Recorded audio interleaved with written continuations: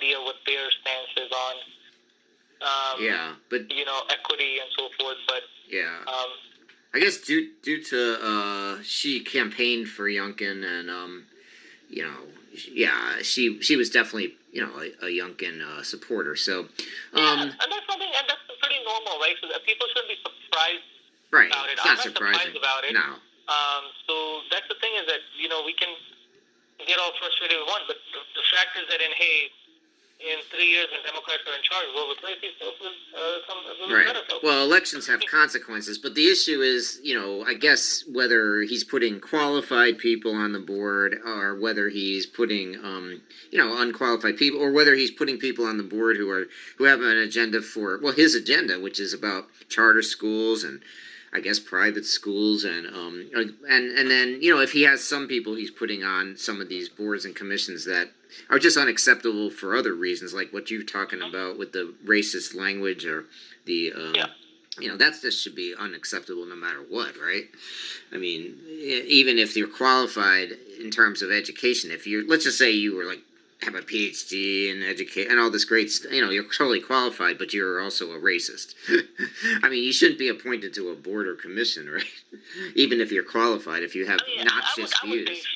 I would think so, but Governor Youngkin he ran his campaign on racist rhetoric, right? I mean, I think he's a racist. I think he's a bigot. I think that people around him are racist and bigots.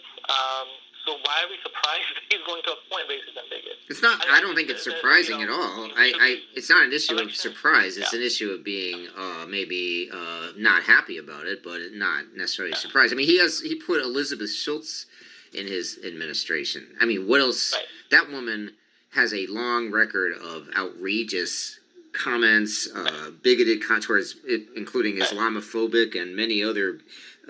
Homophobic, you name it, with her, and she's at a fairly high level.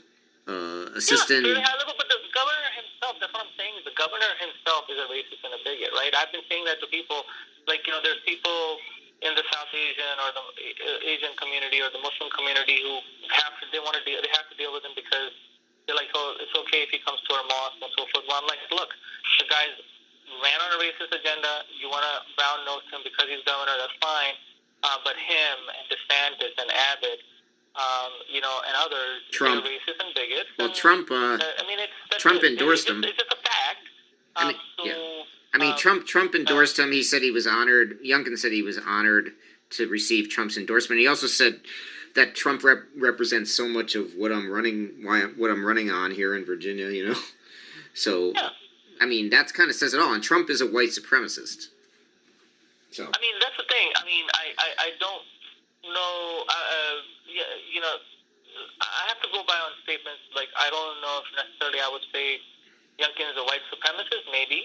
But he definitely ran his campaign on a racist and bigoted platform, and when he took office, he took action. Yeah. So the evidence is clear, and that's the thing. Is the qualifications based on what, right? So that's what I'm saying is that